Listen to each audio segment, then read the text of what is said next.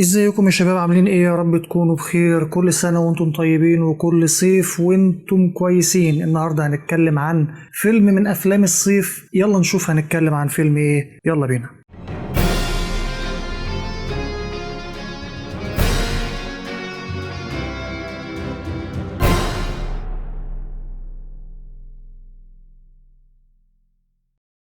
الفيلم اللي هنتكلم عنه فيلم وش في وش.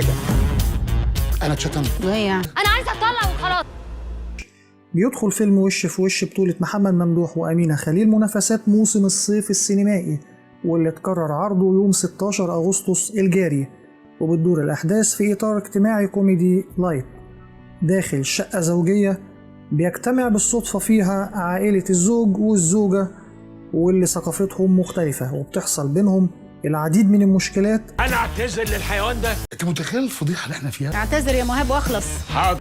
وبنرى خلالها ما يحدث داخل الشقة في ليلة واحدة. احنا من مصر، هم من ايجيبت. زوج مثالي. في الاول وفي الاخر احنا اهل.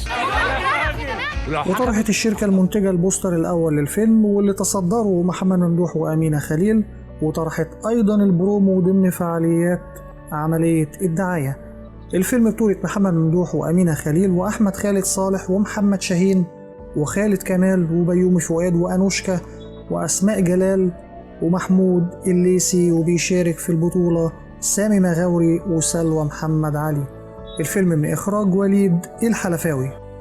مشكله الست مشكلة الراجل بيعمل اللي هيريحه وبس، انها مش راجل. وعيالك اللي لازم تنيميهم طز فيكي. الجدير بالذكر إن محمد ممدوح بيشارك أيضا في فيلم شقه، اللي بيشارك في بطولته مع عمرو يوسف وأمينة خليل ودينا الشربيني وعباس أبو الحسن ومحمد جمعة وجميل برسوم وعدد آخر من الفنانين.